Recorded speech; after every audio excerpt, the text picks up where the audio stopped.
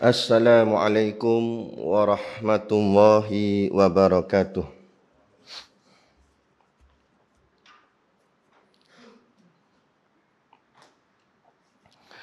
Ila hadrati Sayyidina wa Habibina wa Syafi'ina Muhammadin sallallahu alaihi wasallam. Kehadirat junjungan kita, kekasih kita dan pemberi syafaat kita Nabi Muhammad sallallahu alaihi wasallam, semoga selawat dan salam ke atasnya. Wa ila arwahi abaihi wa ikhwanihi minal anbiya'i wal mursalin, dan kepada roh ayah-ayah dan saudara-saudaranya dari para nabi dan rasul, salawatullahi wassalamuhu alaihi wa alaihim ajma'in. Salawat dan salam Allah ke atasnya dan mereka semua. Wa ala ali kulli wassahabati wal qarabati wa tabi'in, dan atas keluarga semua, para sahabat, kerabat dan pengikutnya. Wabil khusus Al-Alim Al-Alamah Al-Syeikh Husin Nasir bin Muhammad Taib Al-Mas'udi Al-Banjari. Syai'un lillahi lahumul Fatihah. A'udzubillahi minasyaitonir rajim. Bismillahirrahmanirrahim. Alhamdulillahi rabbil alamin. Arrahmanir rahim. Maliki yaumiddin. Iyyaka na'budu wa iyyaka nasta'in. Ihdinas siratal mustaqim. Siratal ladzina an'amta 'alaihim ghairil maghdubi 'alaihim waladdallin. Amin. Bismillahirrahmanirrahim. Alhamdulillahi rabbil alamin. Wa bihi nasta'in ala umurid dunya waddin. Wassalatu wassalamu ala asyrafil anbiya'i wal mursalin wa ala alihi wa ashabihi ajma'in. Ashhadu an la ilaha illallah wa ashhadu anna sayyidana Muhammadan abduhu wa rasuluh. Allahumma salli wa sallim ala sayyidina Muhammad miftahu babi rahmatillah, salatan wa salaman daimaini bidawamil mulkillah, adada ma fi ilmillah. Amma ba'. Alhamdulillah, dengan izinnya kita dapat dihimpunkan di dalam satu majlis ilmu pada malam ini, yang moga-moga dengan pengajian kita ini akan meningkatkan lagi kefahaman dan keyakinan kita kepada agama Allah ini.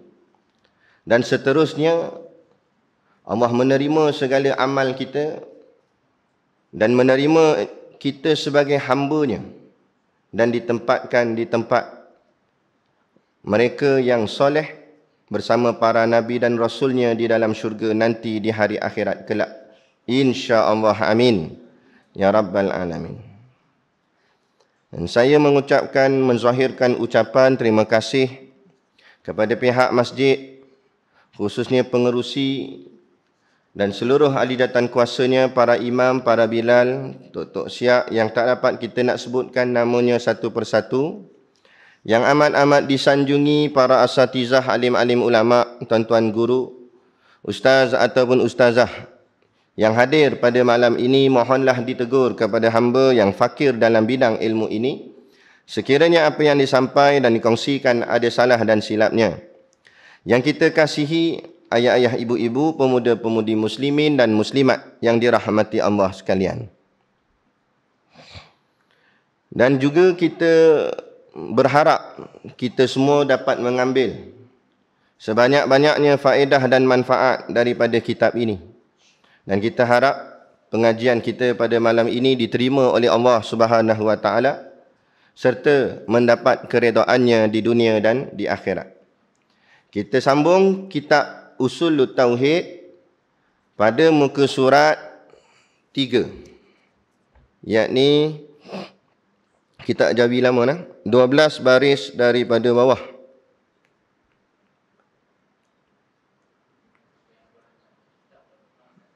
Ha. Siapa yang nak kitab ada di depan meja saya ni. Cuma kitab masjid lah. Kena bagi balik. Dengan buat reta. Kitab wakaf.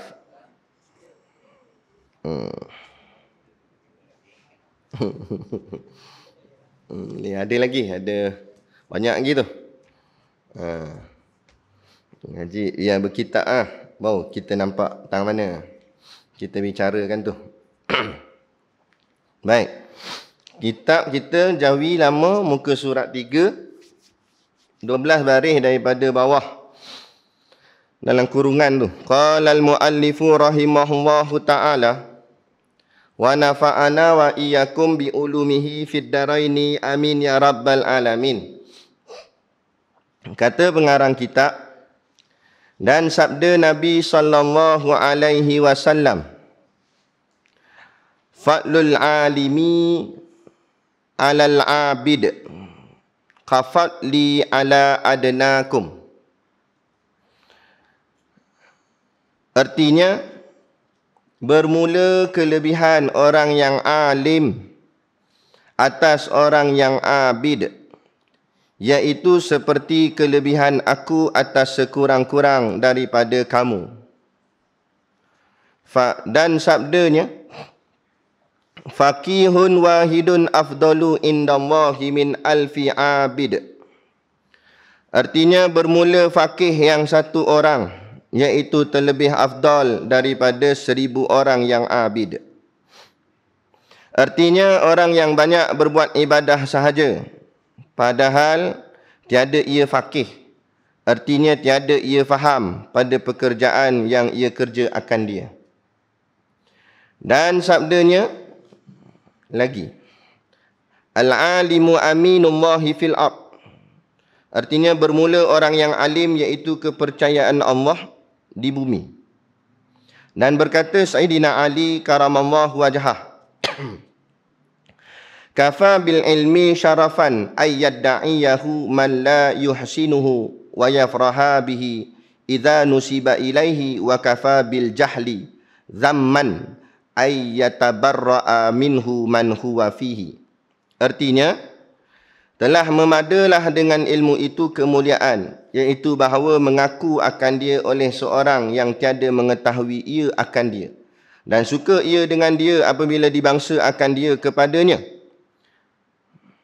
Dan memadalah dengan jahil itu kecelaan, iaitu bahawa melepas, artinya menjauh daripada jahil oleh seorang yang ada ia padanya. Baik.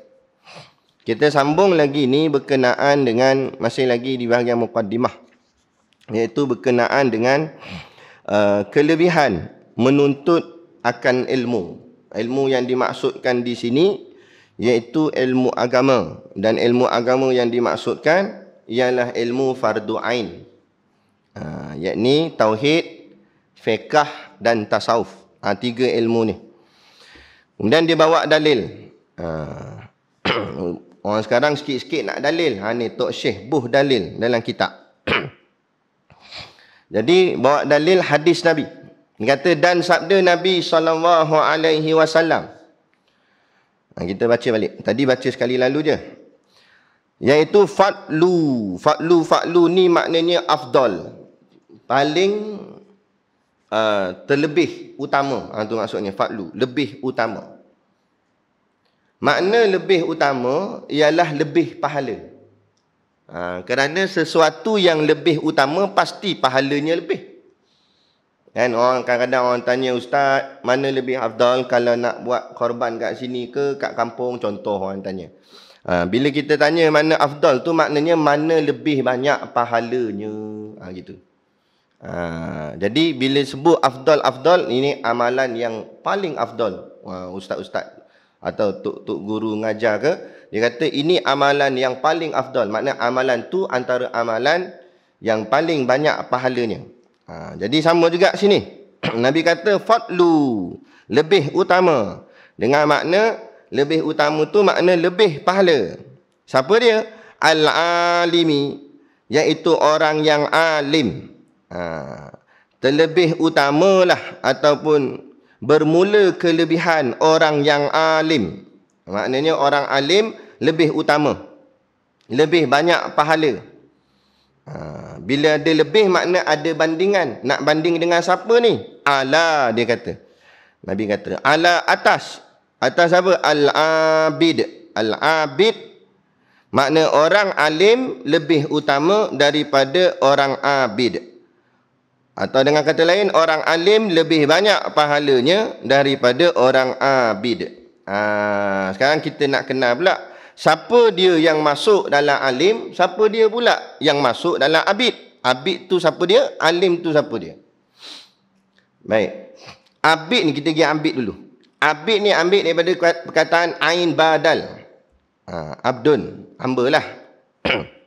Begitu juga kalimah ibadah, kelakuan hamba. Jadi abid ni, kalau kita baca dalam kitab Sairus Salikin, Syekh Abdul Samad Palembang, dia ada memaknakan definisi akan apa tu abid. Abid ni iaitu orang yang buat ibadat tetapi dalam keadaan tidak ada ilmu. Itu panggil abid. Dia rajin buat ibadat. Ni banyak antara kita beginilah. Duduk makam ni. Buat ibadat tu rajin, bagus. Tahlil buat. Orang kata bid'ah, apa nak buat? Dia lawan. Dia lawan bid'ah. Baguslah dia. Wahabi kata bid'ah, dia kata tak. Bagus, dia buat tu bagus tu. Dia buat perkara amal tu. Tapi dia buat tu dalam keadaan dia tak tahu dari sudut ilmunya. Itu dipanggil abid, nama dia. Orang yang buat ibadat tapi sebenarnya dia dalam keadaan jahil. Habis tu macam mana dia buat ibadat? Dia ikut-ikut orang. Semayang, kita tanya dia, rukun semayang ada berapa? Ada rukun ke? Dia tanya kita balik. Maknanya dia tak tahu. Itulah namanya jahil. Lepas tu selama ni semayang, semayang aku ikut ya. Tu imam rukuk, aku rukuk. Jadi itu ikut-ikut sahaja. Dan ibadat sah tak? Ulama jawab ibadat sah. Yang tak sah ni kalau i'tiqad, akidah, tauhid. Akidah tak boleh main ikut-ikut sahaja. Sebab dia duduk dalam kelompok bahaya. Dipanggil muqallid, orang yang ikut-ikut. Dari sudut akidah tak boleh ikut-ikut. Dari sudut akidah kita kena mengaji sampai kita tahqiq. Maksud tahqiq, kita faham kemah. Kita yakin sungguh Allah tu wujud. Allah tu ada. Yakin Allah tu berkuasa. Bukan sekadar dengar-dengar orang kata je, tak mahu. Tapi kalau bahagian fiqh, bahagian ibadat, kita ikut-ikut masih lagi boleh diterima. Tapi takkan samalah dengan orang yang buat dalam keadaan tahu. Macam sebelum ni dia bawa datang ayat Quran, kul hal yastawil ladzina ya'lamuna wal ladzina la ya'lamun. Allah tanya dalam surah Az-Zumar, katakanlah wahai Muhammad, sama ke orang yang mengaji dengan orang yang tak mengaji? Allah tanya tu, Allah tak tahu ke? Bukan Allah tak tahu, tapi Allah nak bagi highlight kat kita. Allah buat satu persoalan supaya kita fikir, sama ke orang pergi mengaji dengan orang tak pergi mengaji? Orang duduk pondok dengan orang tak duduk pondok, sama ke? Orang pergi kuliah dengan orang tak pergi kuliah, sama ke? Mana ada sama. Tak? Perbuatan zahir nampak sama, batin tak sama. Sebab tu nak lantik pemimpin ke, nak lantik khususnya kalau dalam ibadat ni semayang, paling besar dalam semayang imam. Nak lantik imam bukan pasal kira suara sedap. Bukan kira pasal jawatan dia apa, tak.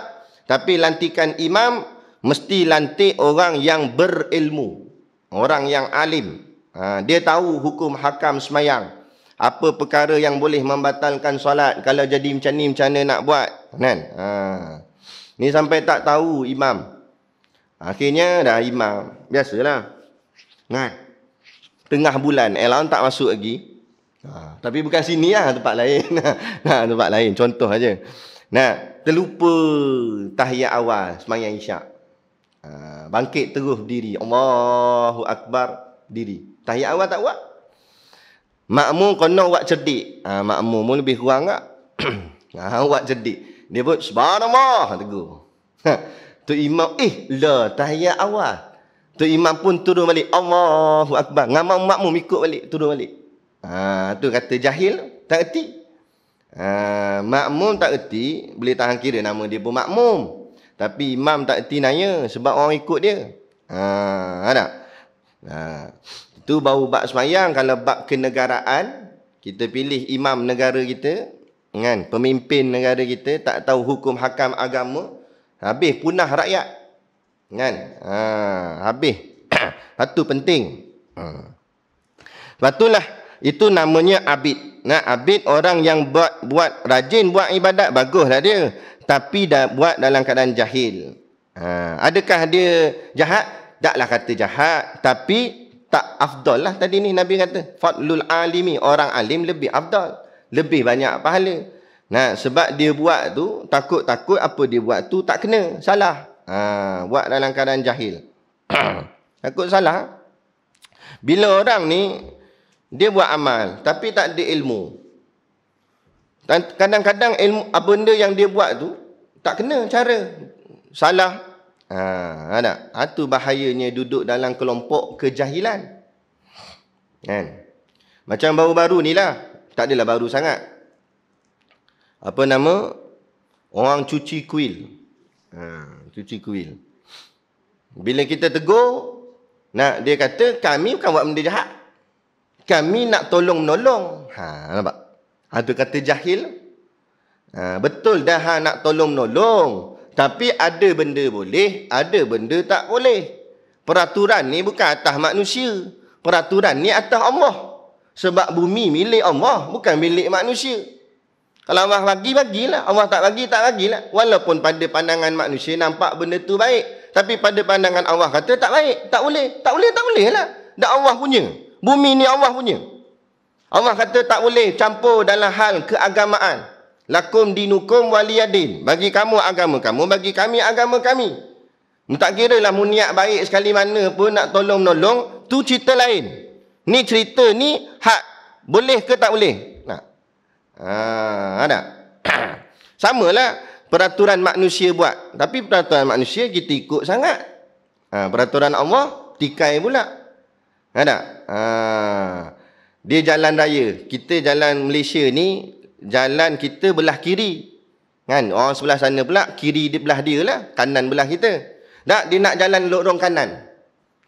Kata mana boleh ni, salah peraturan. Sekati saya, kereta saya, dia kata. Langgar jalan situ. Biar kena langgar dengan trailer. Sebab tak nak ikut peraturan. Betul dah. Sebenarnya kalau ikutkan, memang tak salah. Tapi dah peraturan kata begitu, kena ikutlah peraturan kata kiri. Dah asal nak kiri, ikut hak kerajaan dah dia kata jalan belah kiri. Tak apa, itu bahagian manusia. Tapi bahagian manusia pun kalau lawan, kalau langgar sekalipun, kurang-kurang saman je. Kan? Kita jalan lintang arus. Tersempak dengan polis pula. Kena saman nak.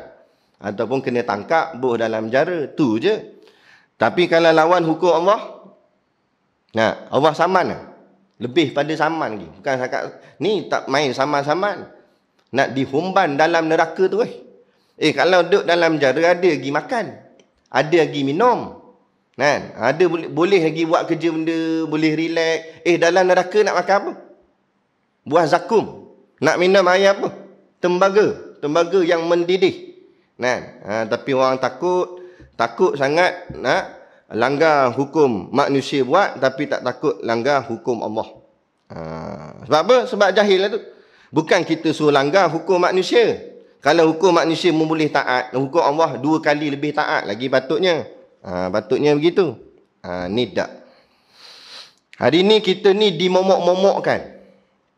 Kita ni terlampau ditakut-takutkan dengan kata-kata manusia. Undang-undang manusia buat, hukum hakam manusia buat. Akhirnya kita terlampau takut dengan barang-barang makhluk ni sampai kita terlupa takut kita dengan Allah. Betul tak? Tertinggal pelitup muka ni, emas ni. Lari patah balik. Gila. Saman lagi kena berapa ribu. Lari patah balik, kelang kabut. Tapi tertinggal tudung kepala. Tak pakai dia rambut tu, tak pakai tudung kepala. Nah, tak ada patah balik, siap relax je. Ni selak lagi rambut gitu. Tak dia ingat iklan shampoo pun dia. Tak takut dia, tak takut. Dengan Allah Ta'ala dia takut. Sebab apa? Sebab kita ni diajar hari ni ma'rifatul makhluk. Mengenal makhluk tapi tidak ma'rifatullah. Tidak mengenal Allah. Ini masalah penyakit umat akhir zaman. Dengan makhluk jangan buat pasal. Kan? Tu. Jadi ini nak cerita tentang menuntut ilmu. Tu dia nak cerita tentang bahayanya orang yang dalam keadaan jahil, tidak mengaji. Kemudian Nabi kata tadi ni, abid tadi kita faham dah. Kemudian alim. Siapa alim? Alim ni tok guru ke? Tak. Makna alim ialah orang yang ada ilmu. Ilmu maksud sini ilmu agama lah. Maknanya orang yang mengaji. Kata tok guru kami, Tok Guru Siddiq Noh, dia kata, maksud orang alim itu ialah orang yang menuntut ilmu. Kita faham kita ni alim tu makna orang tu hebat dah lah. Alim sungguh lah. Kita faham gitu. Bahasa kita, bahasa pasar kita gitulah. Tapi bahasa ilmiah sepatutnya, bahasa yang sebenar, definisinya, orang alim ni orang yang mengaji, orang yang menuntut ilmu. Tuan-tuan ni datang kuliah mengaji ni alim tu. Tapi jangan keluar-keluar ni bangga pula. Alim dah aku. Bulan depan tak datang, kuliah alim dah. Itu salah faham. Alim tu maksudnya mengaji ni. Kita ni mengaji. Datang mengaji. Walaupun tertidur. Bukan dia niat nak tidur, dia tertidur. Nak buat macam mana? Tapi dia ada niat nak mengaji, nak menuntut ilmu. Tujuan mengaji benda? Sebab nak membeza antara yang hak dan yang batil. Itu tujuan mengaji. Lepas tu, ni kita masjid yang belum niat itikaf, niat itikaf. Lepas tu pula, jangan kita niat ni duduk ni sementara nak tunggu masuk isyak je. Duduk-duduk saja sementara nak tunggu masuk isyak. Tak boleh faedah lah. Duduk saja je lah. Boleh pahala-pahala duduk dalam masjid. Tapi pahala menuntut ilmu tu tak dapat. Sebab kita tak niat nak menuntut ilmu. Soal isyak tu tak apalah. Ni kita niat, aku duduk ni lepas maghrib ni. Bukan semata-mata nak tunggu masuk isyak. Tapi aku nak mengaji. Aku nak ambil manfaat. Apa yang dalam ilmu yang ada pada hari ni yang Allah nak kurniakan pada aku. Moga-moga tak apa kita dapat ilmu. Sebab tu, kita bukan target nak khatam kitab. Kita target nak dapat ilmu. Biar kitab kita tak khatam. Ni nak tahu nak khatam bila tak tahu lah. Baru mukaddimah berapa tahun dah ni. Sekejap lockdown pula. Ni tak ada lah kot kata Perdana Menteri. Jadi tak kisahlah pasal khatam tak khatam tu nombor 2. Nombor 1, kita dapat ambil manfaat. Setiap kata-kata tok syekh guru kita ni mengajar kita dalam kitab ni. Bukan saya mengajar ni. Saya tak mengajar. Saya tolong baca. Sebab apa tolong baca? Nak harap kita baca kat rumah. Memang tak baca. Saya kata tuan-tuan, saya pun. Nak tersepuk lah kitab kat rumah sampai habuk. Jadi nak bagian baca sini. Kita duduk sekejap. Lebih kurang masa lebih sejam lebih sikit ke. Kita dengar. Kita ambil manfaat. Apa yang nak dipesan oleh tok guru kita ni, pengarang kitab kita ni pada kita ni. Gitu. Jadi dia bawa hadis ni tadi kata, alim ialah orang yang menuntut ilmu. Maksud hadis ni, fa'lul alimi 'alal abid, kelebihan orang alim atas orang abid, maknanya kelebihan orang yang mengaji, orang yang menuntut ilmu dengan orang yang buat amal ibadat tapi tidak mengaji, tidak menuntut ilmu. Nak tahu? Tengok. Bila semayang Jumaat, ramai mana orang datang? Penuh sampai belakang, sampai kolah ke apa tak tahu. Dengan jarak 1 meter ni pula, lagilah dia makan ruang. Sampai melimpah keluar ke sebagainya. Yang tu semua ramai-ramai tu banyaknya abid lah tu. Dia beramal bagus lah, memang dah bagus dia semayang Jumaat. Tapi bila kita buat majlis ilmu kuliah, tak nampak pun sampai keluar gitu. Mana pergi selebihnya? Tu kata abid tadi tu. Kita Allah alhamdulillah Allah izinkan sampai ke rumah Allah, bukan hanya untuk semayang Jumaat, bukan hanya untuk solat fardu, tapi malah dalam duduk majlis ilmu. Maknanya kita sudah dilebihkan Allah. Fa'lu tu dapat kat kita tu. Dilebihkan Allah. Kan? Moga-mogalah Allah istiqamahkan kita. Kalau dunia Allah lebihkan kita, harap-harap akhirat nanti pun Allah lebihkan kita, selamatkan kita daripada api neraka. Gitu. Nah, jadi ni lebih, maknanya lebih banyak pahala. Jadi orang alim, orang yang mengaji, pastilah lebih banyak pahalanya daripada abid. Semayang tadi, semayang maghrib, daripada imam sampai makmum paling belakang semayang, adakah pahalanya semua sama? Tak sama. Sebab bergantung atas ilmu masing-masing. Semayang tu sama rupa dia. Nampaklah imam rukuk, semua pun rukuk. Imam sujud, semua pun sujud.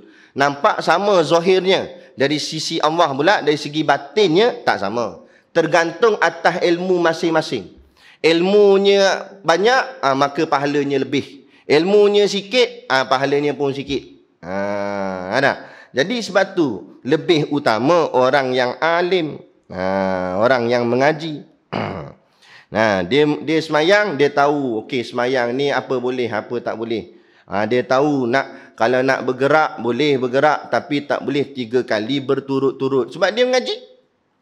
Ada orang tak semayang, garu penuh. Tonyoh sana, tonyoh sini. Habis pusing. Nah, ada tu sampai pergi tengok orang sebelah. Mana? Dia tengah semayang, betul ada orang masuk. Dia tengok siapa yang, dia ni. Sampai begitu semayang dah. Sebab apa jadi begitu? Sebab jahil. Dia tak tahu adab-adab dalam semayang, apa boleh buat, apa tak boleh buat, hukum-hukumnya tak tahu. Main buat aja. Tu jadi. Baik. Kafatli, kata Nabi, kafatli kaka tu makna seperti. Fatli tu lebih, li ya belakang tu makna aku, domain dia. Seperti lebihnya aku, kata Nabi. Ala atas, adna makna kurang. Kum tu kamu semua. Kum di sini maknanya sahabat-sahabat Nabi. Maknanya Nabi kata orang alim lebih daripada orang abid, macam lebihnya aku atas sekurang-kurangnya kamu. Makna dalam banyak-banyak sahabat yang paling kurang sekali martabat dia. Tapi paling kurang pun dia sahabat. Dengan kita jauh sekali lah. Tapi nak ceritanya, Nabi nak maksudkan kedudukan orang alim dengan orang abid macam Nabi dengan sahabat yang paling rendah dia punya kedudukan lah. Pada hadis ni kata rendah, pada kita tak rendah dah sebab dia sahabat Nabi. Kan? Tapi nak maksudkan begitu. Nak mana jurangnya terlampau jauh. Atau dengan kata lain, mudah-mudah bahasa kita zaman sekarang ni, antara orang alim dengan orang abid macam langit dengan bumi. Maksud macam tu. Orang lagilah alim besar pula, ulama-ulama, tok-tok guru, para masyaikh, mereka itu dengan kita macam langit dengan bumi, jauh. Nah, jangan buat rasa macam sama. Tu kata tu, saya tak setuju dengan tok guru. Tak setuju dengan tu. Dah hang tanya hang tok apa? Hang tok garu. Nah, bukan main tak setuju dengan tok guru. Kita tanya dah khatam kitab dia khatam. Iqra' 1 dia jawab. Buang ngaji Iqra' nak lawan ulama. Ulama tu habis kitab Arab tu, baris pun tak ada, boleh baca. Kita yang ada baris tak erti baca. Quran tu angkat-angkat nak baca dah. Ada baris dah tu. Ni ulama kitab tu baris tak ada, dia boleh baca. Tu kata jauhnya kedudukan ilmu kita dengan orang-orang alim. Kita bahagian tiru-tiru boleh tiru. Ulama kaiseban, kita kaiseban. Ulama berjanggut, kita berjanggut. Kan? Ulama apa nama? Pegang tasbih, kita pun pegang tasbih kak. Ulama poligami, kita pun nak poligami kak. Tak apa, bahagian tiru-tiru tak apa. Baguslah mencontohi yang baik. Tapi ilmu ulama jangan kita rasa sama dengan ilmu kita. Tak sama. Jauh sangat. Jauh sangat. Ni maksud hadis ni. Satu, manfaat faedahnya kita nak faham kedudukan kita dengan orang alim tu jauh, yang pertama. Yang kedua, kelebihan orang alim tu. Maka kita cubalah usaha untuk masuk dalam kelompok alim. Tadilah kita sebut bukan maksud mesti khatam kitab, tapi kita dah mula mengaji. Lepas tu istiqamah dalam mengaji. Moga-moga kita masuk dalam kelompok orang alim, nama dia.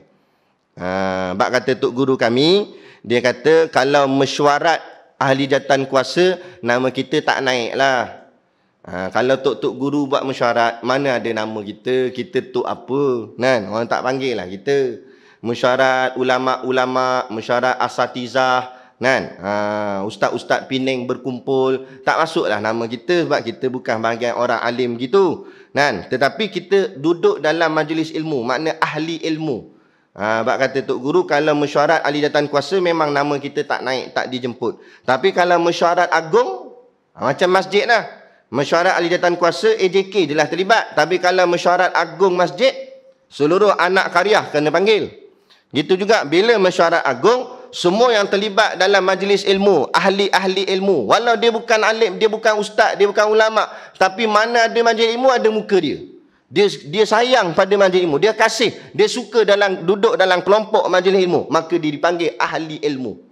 Nah, ahli kepada ilmu. Maka dia bila mesyuarat agung, dia dipanggil sekali, dijemput. Mana? Di padang mahsyar nanti. Dunia ya mungkin.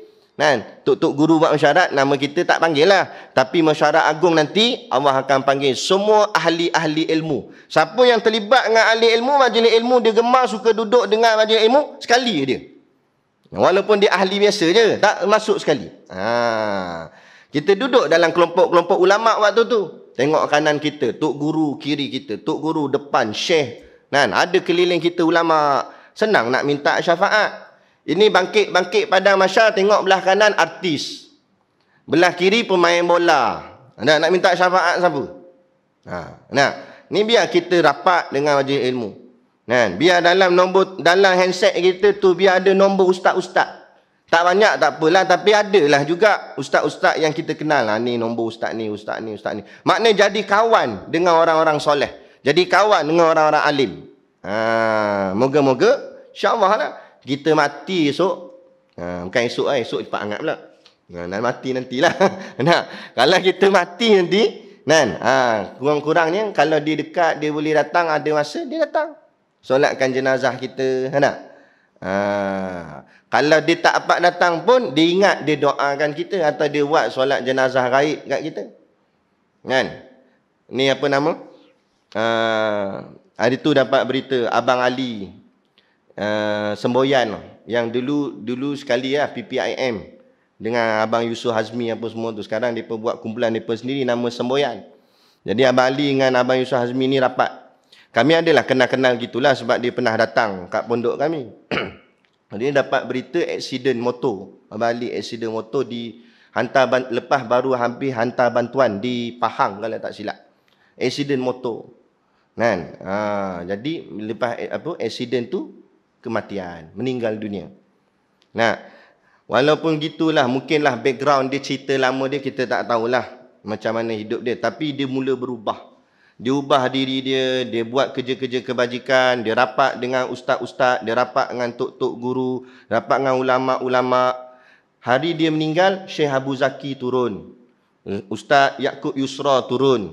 Ramai asatizah yang turun. Saya hari tu nak ikut, nak gigak tapi tak berkesempatan, ada hal lain. Sebab apa? Sebab berkawan dengan mereka yang ahli-ahli ilmu. Kalau dunia lagi Allah tunjukkan dah, saat dia meninggal, orang alim ada keliling. InsyaAllah saat dia bangkit esok, orang alim pun keliling dia. Kita takut ni saat kita mati tak ada siapa keliling kita. Kena-kena pula ada keliling jenis tak senonoh. Geng kaki karaoke, geng makpit. Tak mahu gitu. Tu. Jadi itulah lebihnya utama orang yang berilmu, kan, atas orang yang abid, seperti lebihnya aku atas sekurang-kurangnya kamu, kata Nabi. Dan lagi sabdanya, faqihun. Faqihun maknanya bermula faqih. Apa makna faqih? Makna faqih ialah faham. Orang yang dia belajar, sampai dia belajar ni dia boleh faham. Makna belajar sungguh-sungguh. Dia belajar tak faham, dia tanya, faqihun. Wahidun, seseorang itu, satu orang. Wahidun makna satu. Makna seorang yang faqih, kata Nabi, afdalu, lebih utama, inda, di sisi Allah lah. Satu orang yang faqih lebih utama di sisi Allah, min, daripada alfi, 1000 abid. 1000 abid. Dalam hadis yang lain pula Nabi kata, satu orang yang faqih Nak lebih afdal, lebih baik, lebih utama, lebih banyak pahalanya di sisi Allah daripada 1000 orang abid. Makna Nabi nak masukkan nisbah. Satu orang alim dengan 1000 orang abid tak standing lagi. Lebih hebat lagi orang alim yang seorang ni banding dengan 1000 orang abid. Sebab bila orang tu faqih, orang tu alim, banyak masalah boleh selesai. Kalau orang abid tapi tak alim, tak faqih, tak ada ilmu, jahil, memang dia rajin buat ibadat tapi jahil, payah, tak boleh nak tolong orang, susah. Ada boleh buat bahagian ibadat tu je lah. Nampak? Tak payah kata nak ambil alim-alim besar. Macam dalam masjid sesetengah tu lah, bukan masjid sini lah, sesetengah tempat.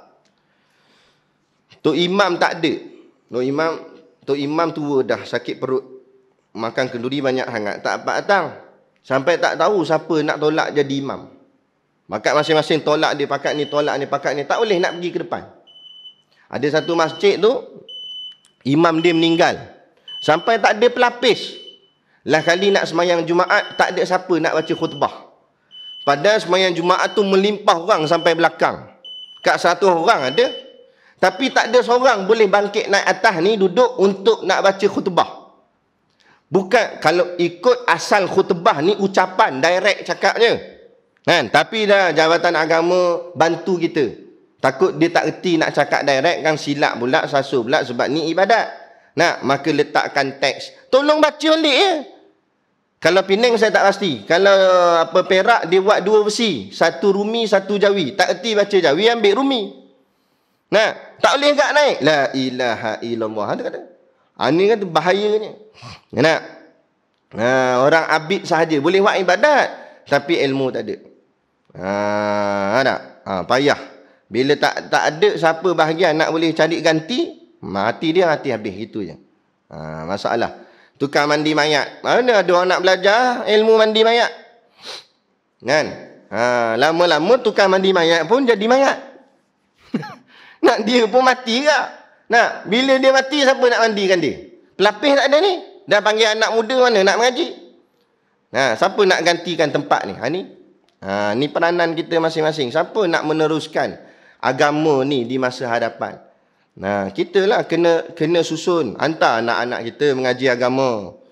Cucu-cucu ke ngaji agama. Ini dak yang bahagian tak boleh dah, baru nak hantar ngaji agama. Kan? Sekolah tak mau pi, sekolah kebangsaan tu lah tak mau pi dah. Asyik monteng saja apa semua, banyak kes. Lah kali hantar tahfiz. Lah kali hantar pondok. Kan? Betul, itu harap, itu orang yang kita letakkan, bukanlah kita hina dia, tak. Nah, tapi kalau itu kita meletakkan agama ni, nah, bahagian last sekali. Bahagian tak boleh pi, barulah letak bahagian agama. Selagi boleh pi, bab sains lah. Selagi boleh pi, orang putih lah. Dunia kan nombor 1.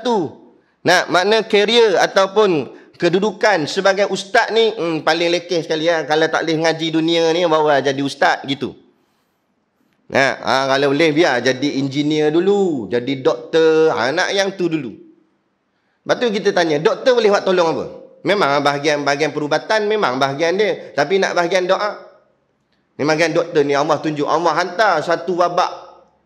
Sampailah tak habis lagi ni, berapa tahun dah kita duduk dengan COVID ni. Macam-macam jenis varian pula muncul.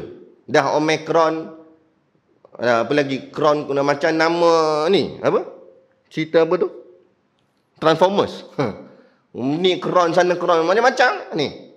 Dan waktu nak cocok pula, berbanyak dos nak cocok. Bila nak selesai? Kata hebat sangat, pakar sangat kan bidang sains.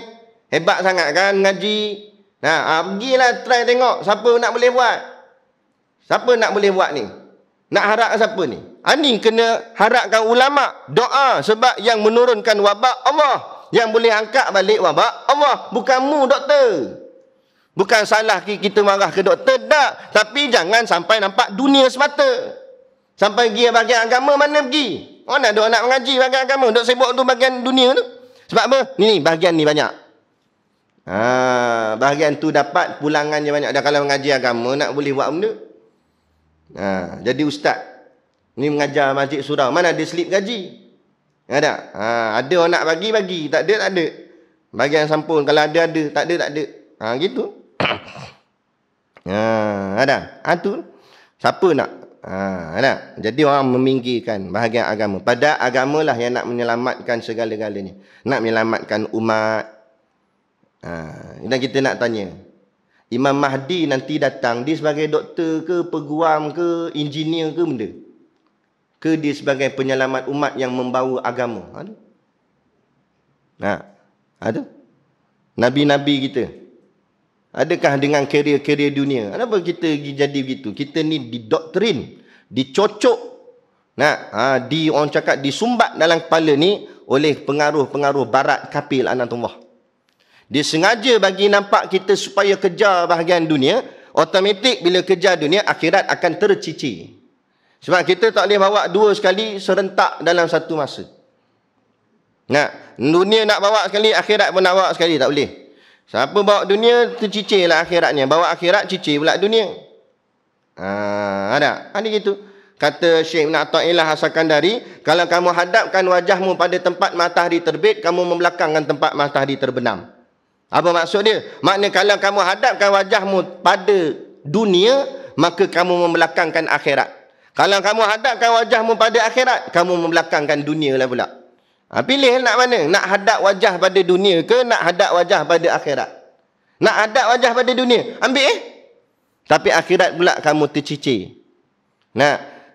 Ambil memang kamu sonok dengan dunia kamu. Duit banyak, rumah besar, pangkat besar, jawatan besar. Tapi lama mana dunia kamu? Pejam celik, pejam tak celik-celik. Habis 40 tahun, 50 tahun, 60 tahun. Singkat je, sekejap mati, habis. Habis tu tak ada dah dunia. Mana hebatnya kamu dalam bidang sains, takkan ditanya dalam kubur. Takkan ditanya di padang mahsyar. Dunia beda. Yang kekal abadi akhirat. Berapa kali ayat Quran ulang benda sama? Ulang. Pesan kat kita, akhirat yang kekal. Akhirat yang kekal. Tak pulun dunia ke? Bukan suruh tinggal dunia, tak. Dunia lah. Kita kerja-kerja pi lah. Ni sampai akhirat langsung tak ada. Bagian sibuk dunia daripada pagi sampai petang tak apa. Dah bagian malam, biarlah bagian akhirat pula duduk dengar kuliah. Ni tak sambung overtime sampai malam pula. Tak cukup duit. Nak buat benda. Kan? Lah kali mati, menyesal. Menyesal tak sudah dah kita. Nak balik ke bumi dah tak ada dah. Allah dah hancur. Tiup sangka kala, hancur bumi berkecai. Nak balik tak boleh dah. Nak betulkan balik keadaan, dah tak boleh nak betul dah. Inilah peluang yang kita masih lagi ada. Tuan-tuan, nak benda amal kebaikan, dia tak boleh kita tangguh-tangguh. Sebab masa sentiasa berjalan. Masa tengok sekarang, nak jam dah. Kat pukul 9 dah. Habis lagi ni, kita mayang isyak. Habis mayang isyak, balik masing-masing rumah masing-masing, tidur. Masuk hari yang baru esok. Berapa hari bulan dah? Tahu-tahu habis bulan 1. Masuk bulan 2. Jam-jam 3, 4, 5, 6, 7, 8, 9, 10, 11, 12. Habis 2022, 2023 pula. Berlalu masa. Apa yang kita buat? Kita renung balik. Tahun 2021, apa yang kita dah buat untuk agama Allah sepanjang setahun. Allah bagi masa. Kita hidup dah berapa puluh tahun. Ada yang 40 tahun, 50 tahun. Apa yang kita dah buat untuk agama Allah? Ada. Tu. Tu dia kata. Faqihun wahidun. Jadi seorang yang faqih itu lebih utama di sisi Allah daripada 1000 orang yang abid. Orang faqih ada banyak lah. Orang boleh tumpang teduh. Ulama ni dia macam pokok yang rimbun. Orang boleh tumpang teduh bawah dia. Orang tak faham boleh tanya soalan. Macam mana nak buat gitu gini. Dia tahu hukum hakam. Macam ada kes sekali tu nak korban. Nak sembelih, entah macam mana tahu buka tali, lembu lari. Lari pula, kejar tak dapat. Cari tak jumpa. Sampailah hari sembelih dah nak habis lah. Hari nahar nak habis dah. Dah kali tanya siapa? Tanya ulama, tanya tok guru. Tanya ustaz, telefon, tanya. Macam mana nak buat gini ni? Lembu lari ni nama-nama dia macam mana? Kata ulama tu, orang yang masuk bahagian kena niatlah bahawa lembu tu kita niat bukan korban, niat sembelih sajalah. Bolehlah pahala sembelih ganti lembu lain. Sebab korban dah, sebab dia dah niat dengan lembu tu. Lembu tu tak dapat dah. Kan? Dia gitulah. Ataupun ikutlah macam mana duit tu kan dah orang dah bayar dah. Jadi bila tanya ulama, ada boleh menyelesaikan masalah. Nak maksudkan macam itulah ceritanya. Mana ulama boleh tolong selesai masalah. Tapi kalau kita jahil, tak apa tak tahu, macam mana? Pandai-pandai akhirnya hentam je lah. Duk pakai hentam. Kalau ni tak kena, habis. Jadi rosak amal ibadat kita. Sebab tu pentingnya. Jadi hantarlah kita nak keturunan kita, biarlah ada orang yang mengaji ilmu agama. Artinya dia kata orang yang banyak berbuat ibadah sahaja, itulah namanya abid. Maksud abid tu dia kata orang yang banyak berbuat ibadah sahaja, padahal tiada ia faqih, padahal dia tak faham. Faqih tu makna faham. Betul artinya situ. Artinya tiada ia faham pada pekerjaan yang ia kerja akan dia. Dia buat tapi dia tak faham. Buat tapi tak faham. Kenapa kamu semayang? Entah. Tengok orang lain semayang, aku semayang, dia tak faham tuntutan dia semayang. Kita ni bila kita buat satu benda tanpa kita faham, kita akan buat secara terpaksa. Bila terpaksa, sonok ke? Tak sonok lah. Kita buat macam tu. Orang kata buat sekadar boleh buat. Sebab tu orang kata, alah asas semayang sudah. Betul tak betul biar. Dia kata. Ini sebab apa? Sebab dia tak faham. Cuba kalau kita buat tu dengan kita faham. Kita faham kenapa kita buat. Kita akan buat dengan sungguh-sungguh. Dan buat bukan sakat sungguh-sungguh. Malah kita kasih dengan ibadat tu. Kita sayang dengan ibadat tu. Sebab apa? Sebab kita tahu kenapa kita kena buat. Kita faham kenapa kita akan buat sungguh-sungguh. Macam kita kerja. Kenapa kita kerja ni sungguh-sungguh kerja? Datang awal takut panjkat merah. Nanti bos marah. Datang awal, buat kerja betul-betul lah. Lagi depan bos, lagi tekun dia buat kerja. Sungguh kita buat kerja. Sebab kita faham kenapa kita kerja. Kenapa kita faham? Sebab kita faham, sebab kita nak duit. Nak bayar hutang banyak. Rumah nak hutang, kereta hutang, ni nak sara anak, nak hantar sekolah apa semua. Jadi sebabkan nakkan duit tu, gaji tu, kita buat kerja tu sungguh-sungguh. Maka sebab apa sungguh-sungguh? Sebab kita faham kenapa kita buat. Kita faham kenapa kita kena kerja. Tiba-tiba bahagian ibadat kita tak faham. Lepas tu tak sungguh. Lepas tu semayang lebih kurang je. Anak azam papak, baca tak betul pun tak apa. Makhrah tak kena, tajwidnya tak kena, hukum panjang pendek tak kena. Kan? Cara angkat takbir tak kena, macam-macam tak kena. Dia tak nak mengaji, dia biar gitu je. Tu mujuk kat dia semayang. Yang tak semayang terus pun ada kak. Langsung tak ambil peduli langsung. Sebab apa? Sebab ini. Sebab tu punca segala-galanya atas muka bumi ni, iaitu sebab orang jahil. Yang jadi macam-macam hal, itu nak sambut hari seagama sedunia. Ini sebenarnya semuanya jahil. Walaupun title dia doktor, profesor, memang dia pandai akademik, tapi bahagian agama zero, kosong, jahil. Sebab tu jadi begitu. Kalau orang faham, orang mengaji agama, dia takkan jadi begitu. Orang tahu akidah, takkan jadi begitu. Ini bahana bala yang sebenarnya yang tertimpa atas umat akhir zaman hari ini bukan pasal COVID. COVID pun kalau mati husnul khatimah, mati baik, tak apa, masuk ke syurga. Bala sebenar bukan COVID, bala sebenar bukan banjir. Banjir pun kalau dia reda, dia kasih pada Allah, nampak? Tak apa, dia bersabar, dia bertahan, maka Allah ampun segala dosa dia. Walaupun Allah buat rumah dia hilang dan sebagainya. Boleh ampun dosa, tak apa, yang tu bukan masalah. Bala yang sebenar umat akhir zaman ialah duduk dalam kejahilan. Ini duduk dalam jahil sampai tak tahu apa bahagian agama. Nak berapa ramai orang perempuan pakai baju lengan pendek ni, nampak ni. Nampak lengan, pakai baju lengan pendek. Kadang bukan orang lain, anak Tok Imam, anak Tok Bilal, pakai baju lengan pendek. Kita tanya, mana boleh pakai gini ni? Tak boleh kata. Dia tak tahu. Jahilnya sampai tak tahu mana batas aurat. Hampir 70 ke 80% perempuan zaman sekarang, khususnya anak kita lah, anak Melayu Islam, pakai seluar jin ketat-ketat. Bukan sakat anak muda, mak orang pun ada. Baju dah singkat, baju t-shirt pendek je. Lepas tu seluar pula ketat, seluar jin, nampak habis ponggong-ponggong. Bentuk ponggong tu nampak. Macam mana kira? Dia tanya, tak boleh bukan, saya dah tutup aurat. Dia faham tutup aurat jangan nampak kulit siapa aja. Memanglah tak nampak kulit satu. Lepas tu jangan nampak bentuk tubuh. Itu pun aurat. Sebab Nabi kata yang boleh nampak bentuk tubuh bagi perempuan 2 tempat sahaja. Yang pertama bentuk kepala, yang kedua bentuk bahu. Lain bentuk tak boleh nampak. Nabi buat tak heran, buat biasa, buat tak kisah. Berapa ramai. Betullah kata Ibrahim Ibnu Adham, walaupun kata dia ni bukan hadis, bukan apatah lagi ayat Quran, tapi dia seorang wali Allah, dia seorang ulama. Wali Allah, kekasih Allah. Dia pernah kata umat akhir zaman daripada 1000 orang, seorang saja masuk syurga, dia kata. Daripada 1000 orang ni, ramai 1000 ni, bukan sikit-sikit. 1000 orang, dia kata, hanya seorang saja yang dapat masuk syurga. Walaupun kata-kata ni bukan hadis, tapi kata seorang wali Allah, seorang ulama, seorang yang alim, yang kita boleh ambil manfaatnya juga.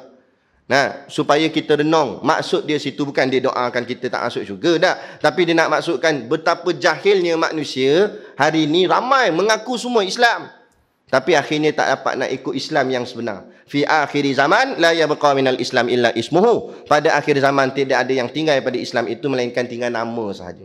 Berapa ramai ngaku-ngaku je lah nama Islam, buh kat IC nama Islam. Tapi sikap, perangai, pakaian, makan, minum, terang-terang tulis kedai orang kafir. Ada orang Islam kita makan dalam tu, pakai tudung elok makan. Kedai orang kafir. Tak ada asas sensitif langsung. Ada. Habis dah. Ni zaman dia. Ni zaman dia. Takut. Dan kemudian, dan sabdanya. Yang ni kita sambung lah. Tengok makin sengit aja kepala. Dah tu. Kan? Dan sabdanya al-alimu aminullahi fil ard. Ayat situ. Kita berhenti situ. Hadis Nabi kata al-alimu aminullahi fil ard. Mana tak habis lagi lah bahagian kelebihan menuntut ilmu ni. Jadi kesimpulan kita, pengajian kita pada malam ni, betapa mustahak dan pentingnya menuntut ilmu agama. Ilmu dunia ni tak ada benda sangat. Tak ada benda sangat. Nak mengaji tak salah, silakan. Tapi jangan terlampau fokus.